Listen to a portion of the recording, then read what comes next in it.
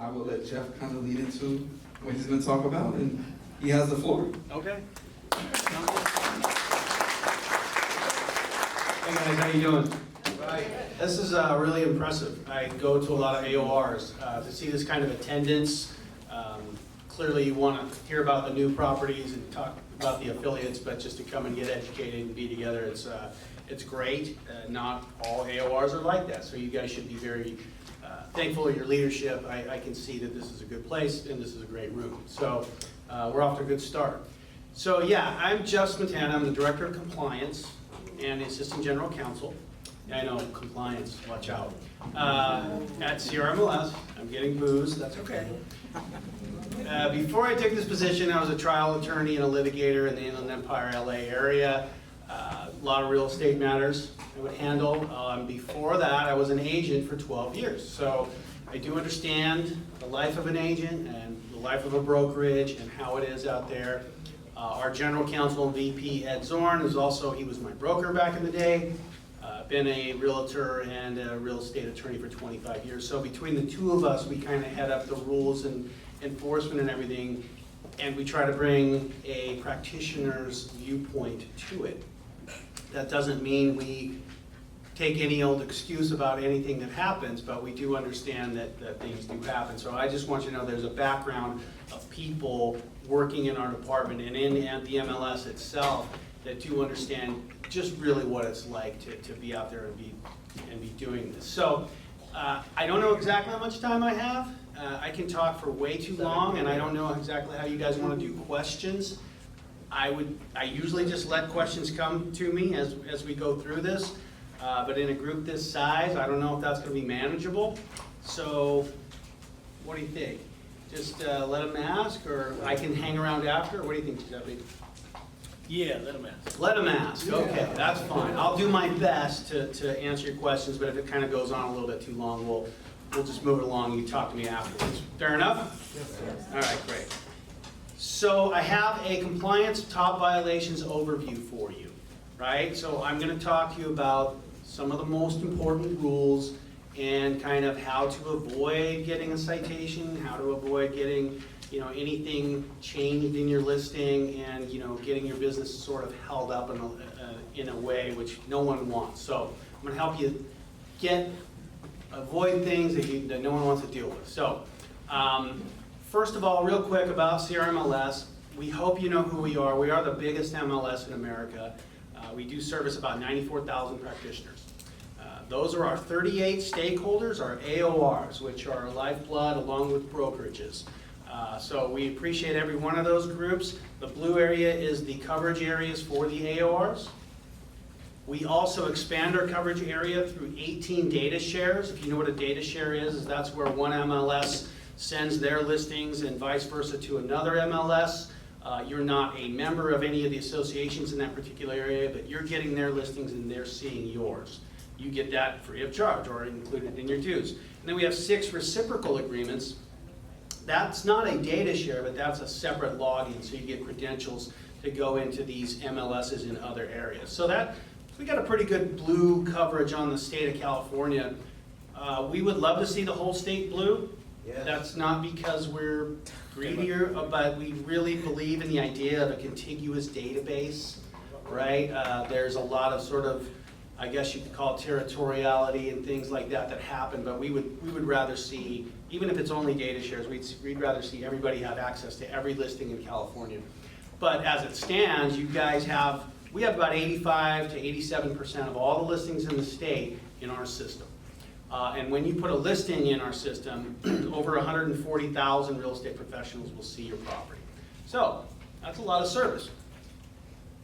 Where do the rules come from? So has anybody ever read the rules, the MLS rules? One guy, 2, 3, wow. I don't blame you, okay? Pain on the neck. Yeah, it's 22 pages, it's 220 rules, it's a lot. The good news is we only enforce 67 rules, okay? And out of those 67, a lot of them come with warnings, and it only boils down to about 15, 16 rules that continually are raised and have become an issue with listings. Now, I want you to know, we don't make them up ourselves. We're not sitting somewhere thinking, how can we make these people suffer? They come down to us from NAR and CAR. Okay, so the parent organizations of your AOR. They develop model rules and they send them down, NAR sends them down, and then they come through the state, and there's some changes made here and there through the CAR committees, and then they come down to our rules committee at CRMLS, and this is where your representation comes in directly, because our rules committee is made up of one representative from every AOR. Okay, so if you ever get in a situation where you have something to contribute to a rule change or an amendment, something about policy or the citation policy, talk to your MLS committee. Talk to your rules rep, and they can bring a motion before the rules committee. Okay, so there's sort of a democratic process there. You're not left without any representation. We do make some changes to the rules from time to time based upon the particular needs of our users, based upon the contributions of the AORs a lot of times. The AEs and the committees will come to us and say, hey, this is what our members are thinking and feeling. We'll go through our rules committee and change it up. So about 90% of the NAR model rules are left in place for our MLS with some variations in there. Now, you don't have to read all of them. You can go on our website. You can read the citation policy. That's 2 pages. That's a list of all the rules that we enforce. I'm going to show you a little excerpt from that. And we also have something really important that this is your best bet. It's called the FAQ. We have a compliance FAQ. It's almost 80 questions. And if you read that and understand it, you'll know almost everything that we know, okay, as to how to deal with the rules. I strongly encourage you to spend some time on that site. I'm going to show you that. There it is. On our site, it's very robust. There is a lot of material there. Has anybody ever gone to the compliance page to just learn stuff? All right, so next time I come back, every hand must be raised. All right? It only takes, I don't have anything to bribe you with. I'm not going to offer get out of jail free cards. I'm not going to do that. Our CEO wouldn't like that. But I would strongly encourage you, go to our website. There's a knowledge base, tons of articles. There's videos. Strongly encourage you to get the FAQ, the compliance FAQ. Just print it out, put it in a drawer on your desk, or download the PDF on your iPad or whatever. Any question you have, I mean, just look there first. You will be surprised at how practical and simple a lot of these issues can be with just a little knowledge, and you might be surprised at some of the things you don't know. All right, so it's better to be surprised doing your own research than it is to be surprised by an email from the compliance department. Fair enough? All right, so what happens if you break the rules? Well, this is the citation policy. It's an excerpt. And as I said, this is a list of the rules that we enforce. Okay, it'll tell you the rule number, whether it gets a warning, a short description of the rule, and then it will have that dreaded number to the right, which is the dollar amount associated with the violation. Okay, so if you get a citation, you have a 20-day period to make a decision. You can pay the fine, or you can challenge it. Okay, we have a citation review process. We believe in due process. As an attorney, I believe you have rights to contest anything that happens to you. So through your AOR's Pro Standards Committee, there is a review process that can take a little while, but it's a fair and it's a full evidentiary hearing if you don't believe that the citation was issued justly, or if there's a procedural defect or anything like that, or if you have an equitable excuse. I was in a car accident, I was hospitalized, I had a sick family member. These kind of things happen. We're not in a position to make discretionary decisions about that, but your peers in grievance and in your professional standards committee at your AOR are definitely the ones to evaluate the merits of your arguments, okay? So we're not the judge and the jury. We just are sort of the enforcement arm. Okay, there's a complete due process for you. The citation review process is free. It puts your citation on hold, okay, until after the hearing, so you can continue to practice. There is all of the citation review material is available on our website. You can put in there's an online form where you can submit your citation review, and we'll go from there. Okay, so if you don't do any of those things within the 20 days, then you are at risk for being suspended, okay? It does happen. Suspensions are not that common, but it does happen. And at that point, after the 20 days is expired, guys, you can't request a review. The only option is to pay. So keep track of your emails. I'm going to take a quick pause and tell you about this. How do we communicate with you guys? Email. Okay, we don't give you phone calls. And chat, right. When it comes to citations and warnings and inquiries, it's all about email. And when you sign up with the MLS, you agree to that, okay? We get a lot of people who come back to us and say, well, why didn't you guys just call me? Well, as you saw, we have 96,000 members. We get 3,000 violation reports a month. We have a team of about 12, 13 people with 10 full-time analysts investigating each and every claim. There's no way we can make these phone calls. And that's not good evidence also, right? There's nothing in writing. As an attorney, I want that stuff in writing, and so should you. The point is, if you say, well, I didn't get the email, I want you to know something. Rule 12.21 says that you must have an active and regularly monitored email address in roster. So sometimes people tell me, I don't use that email address anymore. And I say, is that your final answer? Because that's a violation, and it's a $250 fine. So, yeah, it's important. That excuse doesn't work. So put us on your safe list or whatever it is you need to do. I know you guys get hundreds of emails every day, but there are some that are important, right? If it was the IRS or the lottery or whatever, you'd get it. So we really ask that you guys pay attention to the email, because we can't keep track of what's going on unless we're communicating with you that way. Okay? All right, so let's talk about really we're here to talk about the top violations. This is a short list. It really comes down to about 7 or 8 violations boiled down into 5 because photos are more than one. I'm going to talk about them in detail, given the time I have, but real quick, our number 1 violation every month is branded photos. Okay, does anybody know what a branded photo is? Yes. It has your logo, it has your name, it has your picture dancing on top of Yes. in front of the house. But more often than not, what does it have in there? Your phone number. Your sign, your for sale sign has your name, as this gentleman is helping us understand, your name, your phone number, your brokerage. You can't have that in your photos, okay? That's not what the MLS is for. 45% of all violations, branding, okay? If we could just stop doing that, I mean, we avoid so many citations. So there's no warning on that. It's $100, and we'll just take your photo right down, okay? Because that's not what the MLS is about, right? It's about brokers coming together to do deals, not for a listing broker to advertise out and steal buyers, right? You send that listing to your buyer and the listing broker's sign is in there. I don't want that, right? So that's branding. The other immediate copyright issues also have to do with photographs and verbiage. The second most popular is inaccurate information and auto sold. So that one comes with a warning, but inaccurate information is exactly what it sounds like.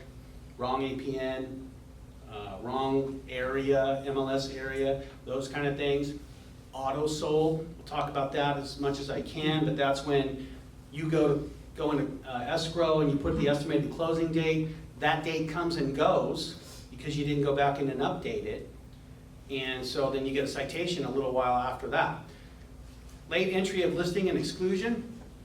Rule 7.8. This is the rule that helps us to get all the listings in the MLS, okay? You have 2 business days from the effective date of the listing agreement to either get your listing into the MLS or file an exclusion form, okay? This has a lot of tricky things associated to it, right? This off-market MLS, pocket listings coming soon. This rule sort of gets into all of that, and I'll talk about that in a little more detail. Number 4. What are considered business days? What are considered business days? Well, it's basically any day, Monday through Friday. It's not a holiday or a weekend, right? So I'm going to talk about the effective date of the listing agreement, and we'll learn how to count, okay? Number 4 blows my mind every month. Exterior photo required is a big deal. You have 5 calendar days from entry of listing to get that exterior photo in, and people still can't do it. It's kind of funny. I will tell you, we are having a rule change coming out in a month or so, where that's going to be brought down to 2 days. That's how annoying this is. It was brought up to the Rules Committee. People have been aggravated about it for a long time, and the Rules Committee finally acted on it. The Board of Directors approved it. We're bringing it down to 2 calendar days. There's no reason you can't get a photo in. I don't think so. So, last one is misuse of public remarks. There's certain things you can't say in the public remarks. If you have details about showing, or your contact information, or vacancy status, you put that in the private remarks or in the showing instructions, right? Property description is public remarks. Marketing, what's good about the property, location, these kind of things. All right. Okay, so let's get into a little bit more detail. I talked to you about branded photos, right? The number 1 problem is putting your sign in there. Okay, there's also other things that you can't have in the photographs, such as contact phone numbers, website addresses, email, any for sale signs, any messages. The other thing, this is more in the section 12, but you can't have images of people and animals that are identifiable or not part of the property, okay? I'm not saying you can't take a photo if you have a beach property and you have a picture of the beach and there's people laying on the beach. That's a good feature of the property, right? We want you to be able to mark it. But if the people are identifiable and it's all about the people, well, you know, that's not going to work. If you're selling horse property, it's fine to have horses, right? But if you fall in love with one horse and it's just his beautiful face in the photo, that's not going to work either. If you have a shopping area that's a downtown that people, you know, it's very popular, you can take a picture of the shopping area. Just make sure that none of the people are identifiable, right? And I'll show you some examples coming up. And so what will happen is with any of these violations, guys, we'll take the photo down, okay? And there's no warning involved. I will show you some quick examples. Hopefully you can see these. I know you guys have good monitors. I don't know about this one, but let's talk about it. So, top left, the photo must represent what's being sold. Are you selling a house in Toontown? You know, that's not going to work. The middle one, you can't see it maybe, but it's a plaque, and it says Salesperson of the Year in 1979. So that's got their person's name, their contact information, and also makes me wonder, what have you been doing the 40 years since then? Top right, you can't have people, and you certainly can't have naked people. Okay, so this particular swimmer did not have those little sunglasses and the little sun on there. We had to put that on there to edit that. So not sure what they were thinking. Not a good idea. So the bottom left is definitely hard to see, but this one, we call it the thinker because in that doorway, there's a person sitting on the toilet. Yeah. I was up north and the agent who actually put that picture up came up to me and was so embarrassed. The bottom middle is it's a decency issue. This is a photograph of a lady with no clothes on. She has a gun in her hand. There was actually several photos like that in this particular room. We cropped it. So I'm not going to get into an argument about what is art and what is not, but we can make judgment calls on the decency thing. So bottom right, this is a fan favorite. You can't have people or animals. You can't have a person dressed as an animal. This was a great one because this panda guy was in every photo. He was making eggs and mowing the lawn and doing this. And the last photo, you know, he's holding up a sold sign. So it was cute, but it's, you know, that's the subject of the photo, clearly. If he was way off in the distance of the corner of the photo, might not be an issue. But, you know, the photos are to highlight the property and the sales characteristics, marketing characteristics of the property. Okay, so we're gonna move on to some more serious photo issues, and these are the ones that really hurt. These are the ones that are to the $1,500 fine and have no warning. Because there is a lot of legal issues behind this, and liability issues for you and for us, far beyond what might just happen here in our little community. Okay, we're talking about federal government issues and or private lawsuits. So, when you submit anything, media, to the MLS, you are telling us, you're representing to us that you have the right to use that media. Okay, it's in the rules and it's in your end user license agreement. You are telling us you either took that photo, you're the creator of it, or someone who created it gave you the rights that you need to give it to us. Don't take that lightly. If there's a question, we're gonna ask you, where's your written authorization? Okay, where's the permission that you have for this? So, let's talk about that permission. Where do you get it? Well, first of all, if you're the creator, you don't need it. You can do whatever you want. Okay, as soon as the shutter clicks or the button sounds on your phone, you've created it, you're the creator. Okay? What about if you use professional photographers? I saw some of the listings you guys have going. There are some professional photographs in there. Does anybody else here use professional photographers? Right. Of course you do. Are you getting the right permission from those photographers? Yeah. I hope at a minimum, you have a written contract. If you don't, that's problem number one. And we're gonna talk about is the written contract sufficient? Are they giving you the amount of rights that you're telling us you have? Are they giving you the amount of rights you need to be protected from a copyright lawsuit from a private citizen? Okay, these are things you should be concerned about. What if you borrow the photos from another listing or another agent? Well, I found it on the MLS, clearly I can use it. Well, clearly you cannot. Yes, sir. Picture of a picture, now that, I've seen that happen. I have an example of that, my friend. Yeah, and that's not gonna work, yeah. You violate the spirit, the nature of the law, if not the spirit. You need permission from anybody who created that photo, even if it's your seller. Now this happens, and this one, I feel bad for people, but it's still an issue we have to enforce. Your seller sends you a bunch of photos, and you don't think about it, you just put them up. But you don't know where the seller got those. Oh, and you know what happens is the other agent who listed that property before, who paid that photographer, who sent those photos to the seller, reports you, and you get a citation. Even if it's your seller, you need to get written permission to protect yourself, and I'm gonna tell you how to do that. What if you can't get a photo? I mean, you're desperate, you're running out of time, your 5 days, soon to be 2 days, is almost up. Don't use Google Street View, or Google Satellite, or Bing, or any other internet-sourced media, because that's all copyrighted, and those are a dead giveaway. I use Google Street View, there's gonna be an arrow in the street, and a Google logo. And you're gonna get reported, and that is a $1,500 citation. Let me tell you something, no photo violation is $250. You'd be better off just taking that hit if it comes down to it. Please don't use Google Street View. It's just the worst decision ever. $1,500 per photo.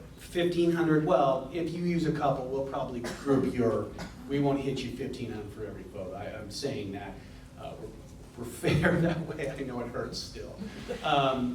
So yeah, copyright issues. So here's a couple of quick examples. The left-hand side is a professional photographer photo that somebody borrowed. Generally, it's the old other listing agent or even perhaps the photographer who spots these. Okay? The top middle is a Google satellite. You can see the arrow. There's a Google logo. I mean, that's a dead giveaway. This gentleman over here said picture of a picture. That's what the bottom middle is. Okay, so I say something like, if you take the picture, you own the picture. Well, this person says, aha, I'll take a picture of the picture on my computer. And that's just silly, right? The right-hand side is in Google Street View. You see the arrow in the street. This is a funny one because they printed it out, hand wrote in their property description, and scanned it and uploaded that, so, I don't know. I want to back up a little bit because I really want to hit on this copyright thing. So, how do you protect yourself? Okay, first of all, you either take them yourselves, or you have a written agreement with whoever gives you the photos. What agreement do you use? Are you guys just getting verbal agreements? That's a problem. Don't do that. Are you getting written agreements with your photographer?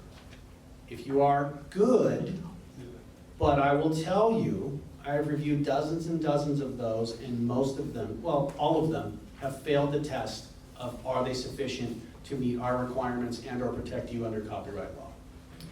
Real quick, last September, a photographer sued Zillow for $84 million because the agents he had worked for, their photos were syndicated to Zillow, right?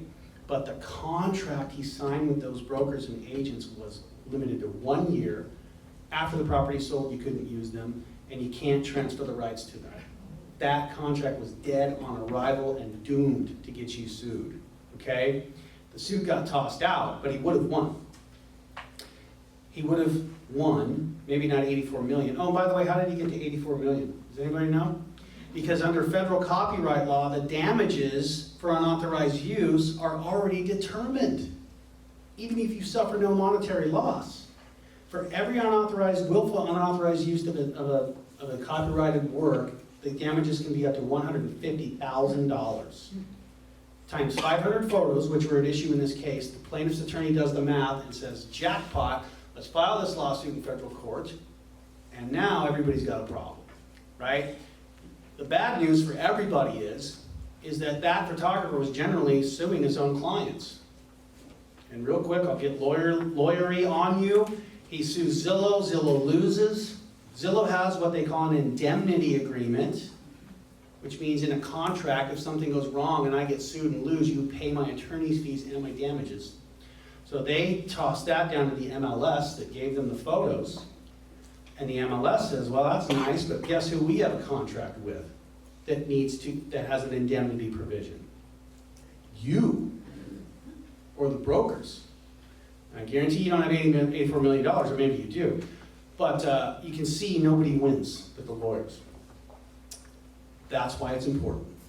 That's why it's a $1,500 fine, no warning. It's not worth it. It's a deterrence, okay? How do you protect yourself? Has anybody ever heard of the California, or the CAR form PIA? Property Images Agreement. That is in zip forms. That is an agreement you can use with your photographers or anybody who gives you photos or videos that will protect you. At a minimum, put it in your listing packet. If your photographer won't sign it, get another photographer. It's not worth it. Let the market decide, okay? I can go into this a little bit further, but I'm gonna stop because we have a lot to do. But you can see that there's a reason that these are big fines. And I'm not trying to scare you as an attorney, I'm just telling you the truth. That there are attorneys out there who are looking for these kind of things, and you don't need it. Take your time, get the PIA before you put them in the MLS, okay? All right, we'll go a little bit easier from here on out. So I told you about what inaccurate information is. Pretty obvious, right? Auto sold. So hopefully you guys are going into Matrix or paying attention to the warnings that you get when you have an estimated close of escrow date, right? You go to active under contract or pending, and the system says, when are you going to close? You know, what's the price, et cetera, et cetera. And as it gets closer to the date, the system's going to send you warnings or inquiries 14 days before, 7 days, 1 day, the day of, the day after. Every time you log into Matrix while that thing is pending, you're going to get a pop-up, right? So if you get this citation, you really had to want it, all right? You ran through a lot of stop signs. If you don't update or verify the information 5 days after your estimated close date, the system's just going to close it. It's going to go to sold, and it's going to get a little red flag next to it. And here's why this is so important. What's more important than sold data? What's more important than days on market and price? For comp purposes, for listing presentation, for loan purposes. If you go have a listing that goes to auto sold, and it gets that little red flag next to it in the system, the appraiser can't use it as a comp. If you have a buyer who's been waiting for that thing to close to get their last comp, how frustrating is that? Right, so we take this pretty seriously.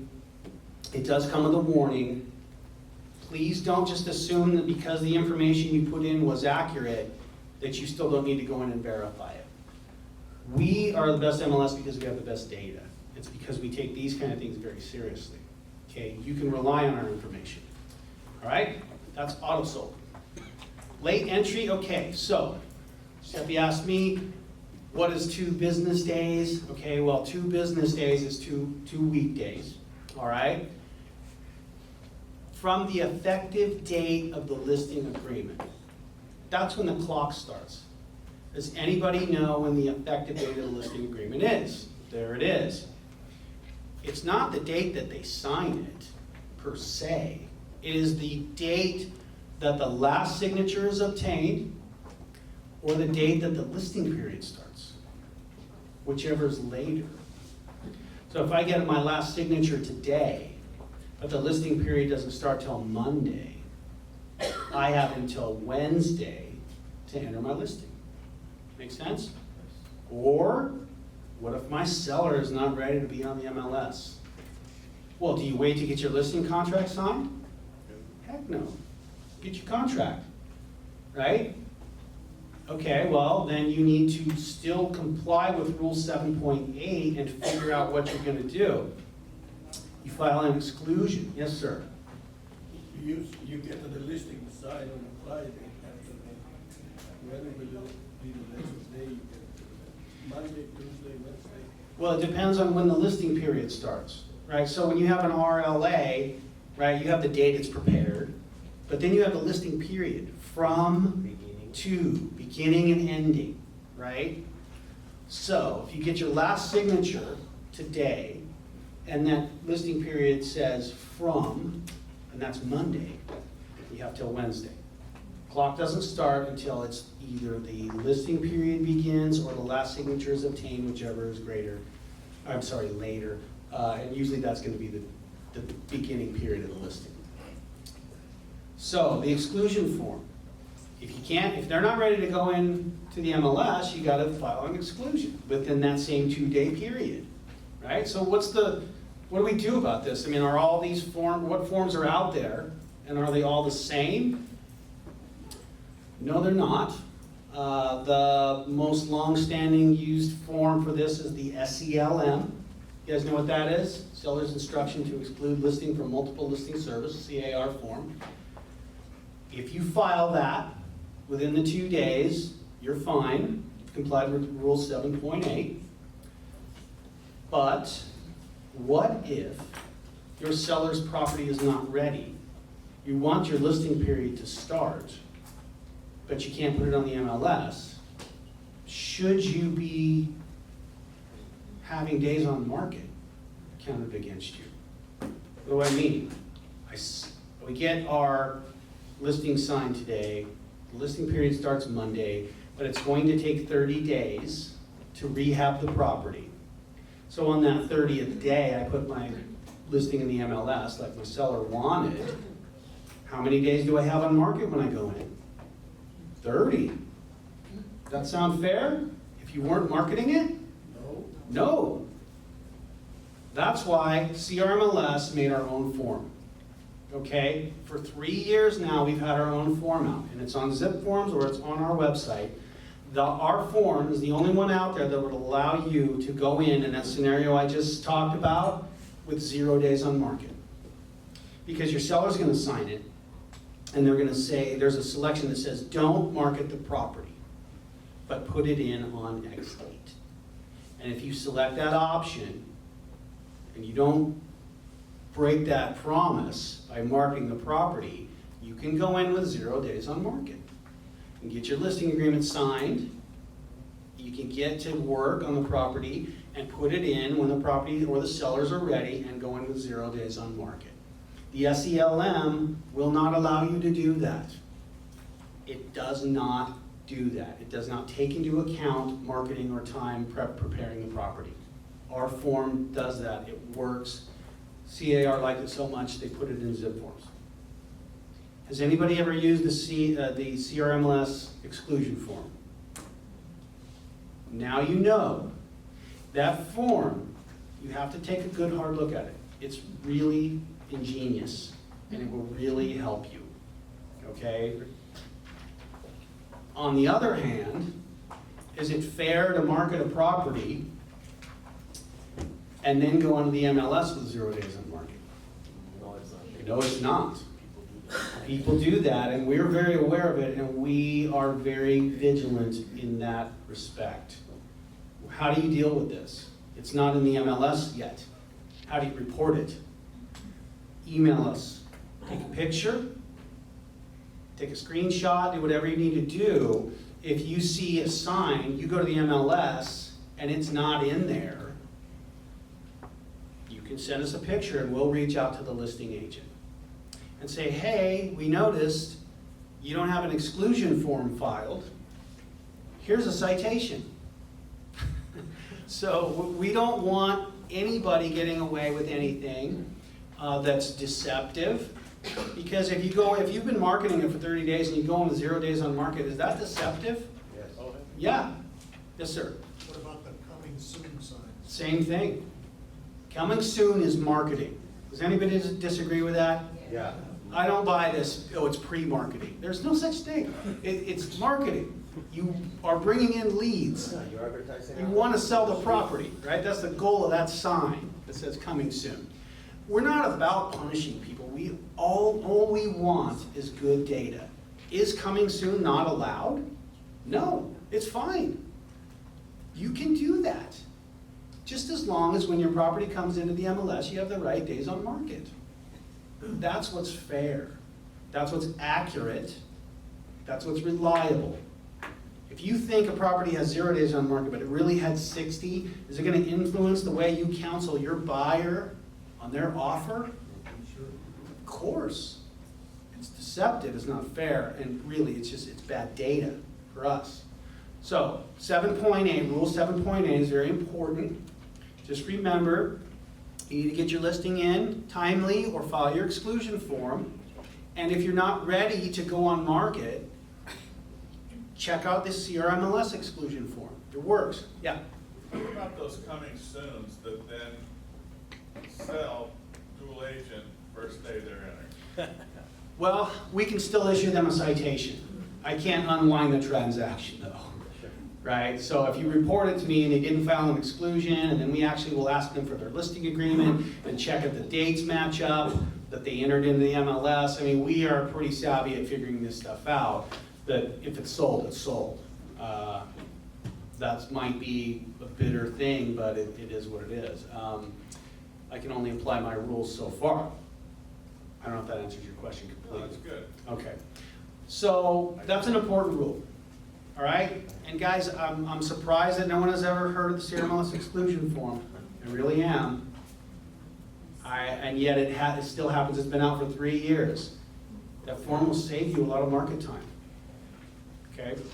Take a look at it, talk to your broker. If you need me to come to your broker office and you can put 10 people in that room, I'll come out and we'll talk about it in detail. Or I'll send one of my team. I don't want you to have to suffer using that SELM or your sellers. All right, so I just talked about this. All exclusion forms are not the same. Exterior photo required. Please get at least one photo in. What kind of photo is sufficient? A substantial portion of the exterior of the property. Does it have to be the front? No. I mean, that's not fair. If you have a cabin or something and they're a hillside home and all you see is the front door from the street, but the backside is amazing, you can use that backside, okay? Or something along those lines. Does the exterior photo have to be the first photo? No. Some MLSs say yes. Why? If the best thing about the property is the view, and you want that to be the first photo that goes into the thumbnails on syndication and everything like that, why would we do that to you? We're not going to. You can use anything like that. As long as you have one, that's a substantial portion of the exterior of the property. Now I want you to understand something. You don't want a branding violation to become a no photo violation. I'll explain. If the only exterior photo of the house you have has your sign in it, and we take it down, now you have a no photo situation. This is why you gotta check your emails, okay? Be aware of that. If you cancel the listing in the first 5 days, you don't have to put up a photo. If you sell it in the first 5 days, you still do, because then we need that for comps and things like that, okay? Any questions on the exterior photo rule? Yes, sir. I have used photos from the assessor's office, on the building department, when I go directly and I get the borderline of the property. Yeah, for land listings and things. Is that allowed? Is that okay? It is, okay, so the question is, he's using assessor's maps and things like that. So as long as it's not copyrighted, if it's public record, you can use it. Can you show a church, adjacent church in photo? Sure. Yeah, I mean, anything that has to do with the appeal of the property or the area is we're generally gonna let it through. No people in the photos that are identifiable and are not incidental, like laying on the beach far away. No animals that are not related to the property. Oh, and I'm sorry, there's no children. Okay, ever, all right? So that's the exterior photo. Misuse of public remarks. I talked about this. Don't put your phone number, your email address. Don't put the status of the occupant. Don't put showing instructions or gate codes or combos or anything like that. And don't put ridiculous things, right? Like, you can't show before 5 because no one's home but the 12-year-old, right? The worst one I saw was in San Diego one time. It said, elderly seller sleeps during the day, very hard of hearing, just knock loud and go on in. Yeah, I mean, that's a showing instruction, okay, first of all, but it's also ridiculous, right? Just describe the property and what's great about it in the area. Syndication, if you have things that you really want to talk about for yourself, your contact information, you can put it in the syndication remarks field, and that will go to the syndicators. Whether or not they publish it is up to them. Remember that media also covers videos. So if you have virtual tours, you can't have your smiling face walking around the house showing off, right? You can't have your logo or anything. And that includes landing pages, guys. What's a landing page? It's where you click on the link in the listing and it takes you somewhere else, okay? If you use YouTube as your landing page, don't put your brokerage, your name, and your contact information on the landing page. You're gonna get a citation. Just put the property address. Or if you're using a pro photographer, they'll generally give you an unbranded landing page. All right?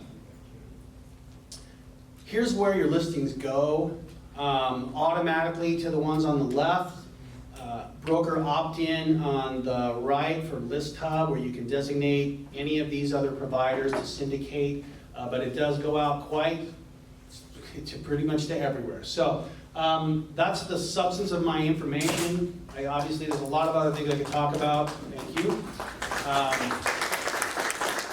sorry if I went over. Are there any other questions before I sit down? Yep. How about commercial versus residential? All the same rules are going to apply. Yeah. There's no separate rule set for commercial. Yeah.